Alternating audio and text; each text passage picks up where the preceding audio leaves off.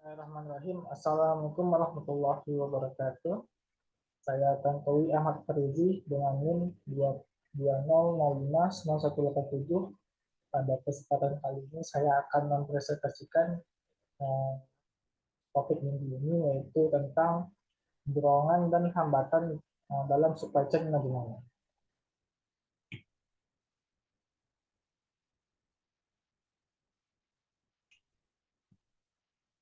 Adapun outline dari topik ini yaitu yang pertama pendorong kinerja rantai pasokan, dan kedua hambatan untuk mencapai strategi fit.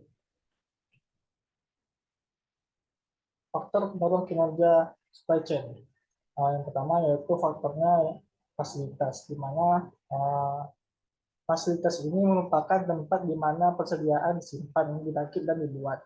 Lalu fasilitas ini juga berhubungan dengan lokasi di mana tempat diproduksinya barang. Fasilitas juga berperan sebagai strategi keunggulan kompetitif. Adapun komponen keputusan fasilitas yaitu yang pertama lokasi, di mana lokasi ini uh, efisiensi versus daya tanggap.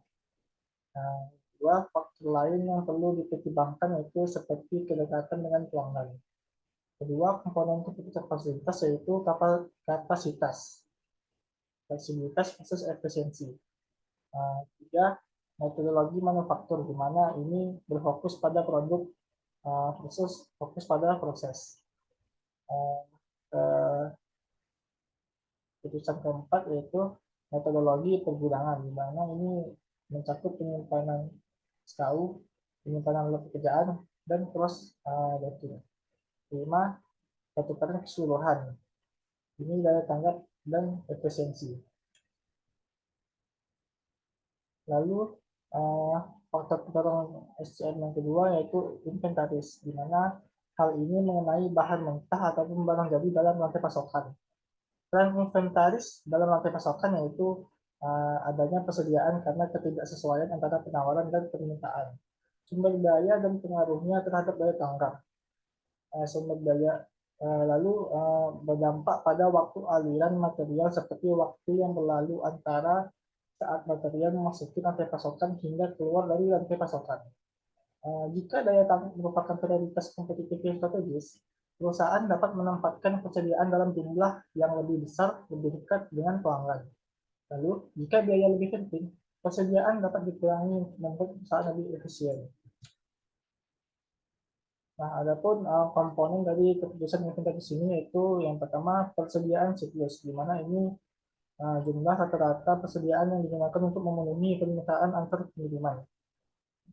Dan persediaan siklus ini tergantung pada ukuran lot. Keputusan kedua yaitu inventaris keamanan, di mana ini persediaan disimpan jika permintaan melebihi ekspektasi, dan biaya membawa terlalu banyak persediaan dengan biaya kehilangan penjualan.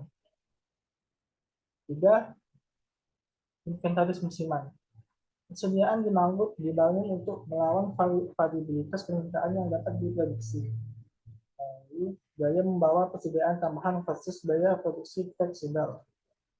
Keputusan yang keempat yaitu pertukaran keseluruhan.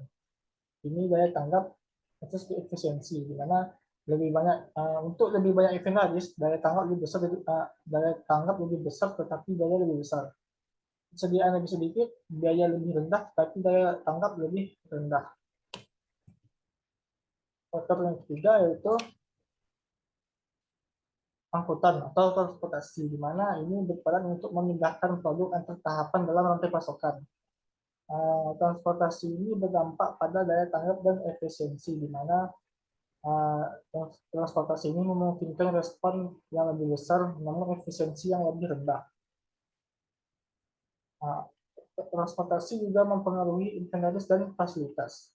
Adapun komponen dari keputusan transportasi ini yaitu yang pertama moda transportasi, apakah itu udara, truk, kereta api, kapal, pipa, dan atau transportasi elektronik. Lalu ini moda transportasi ini juga bervariasi dalam biaya, kecepatan, ukuran pengiriman, dan fleksibilitas. Kedua, pemilihan rute dan jaringan. Rute ini yaitu jalan di mana suatu produk dikirimkan, dan dengan ini kumpulan lokasi dan rute. Pendorong kinerja rantai pasokan yang keempat yaitu informasi, di mana informasi ini merupakan koneksi antara berbagai tahapan dalam rantai pasokan, dan ini memungkinkan koordinasi untuk tahapan.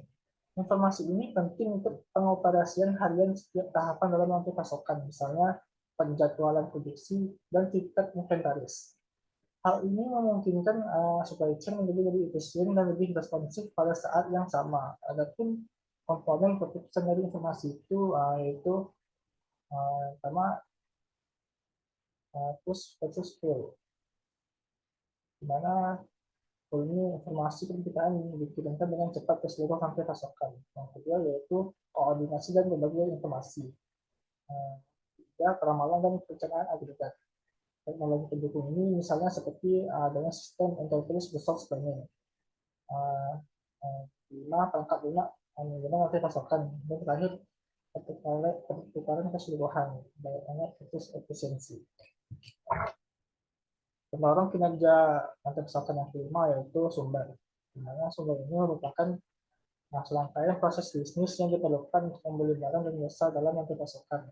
Pemilihan pemasok, uh, mas, keputusan pengadaan sangat penting karena mempengaruhi tingkat efisiensi dan daya tanggap dalam rantai pasokan.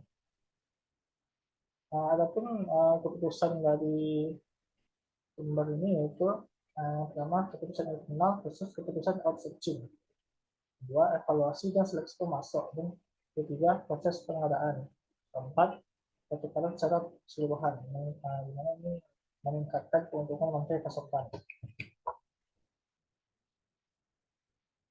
Baru kinerja rantai pasokan ke-6 yaitu harga, di mana penetapan harga menentukan jumlah yang harus dibebankan kepada pelanggan dalam rantai pasokan. Strategi penetapan harga dapat digunakan untuk menyesuaikan permintaan dan penawaran. Perusahaan dapat memanfaatkan strategi penetapan harga yang optimal untuk meningkatkan efisiensi dan daya tanggap. Harga rendah dan ketersediaan produk rendah memvariasikan harga berdasarkan waktu respons. Komponen keputusan harga yaitu pertama penetapan harga dan skala ekonomi, kedua penetapan harga rendah setiap hari versus harga tinggi rendah, tiga harga tetap versus harga ekonomi, dan kelima trade off keseluruhan meningkatkan keuntungan perusahaan. Selain adanya pendorong dari kinerja pasokan ini, tentunya ada juga hambatan untuk mencapai strategi dalam supply chain yang ini. Ada hambatan itu seperti menambah variasi produk, mengurangi siklus hidup produk, pelanggan yang semakin menuntut, fragmentasi kepemilikan rantai pasokan, globalisasi, dan kesulitan dalam mengeksekusi strategi baru. Adalah sekian presentasi dari saya. Jika ada kesalahan atau kekurangan, saya mohon maaf. Wabillahi taufiq wal hidayah. Wassalamualaikum warahmatullahi wabarakatuh.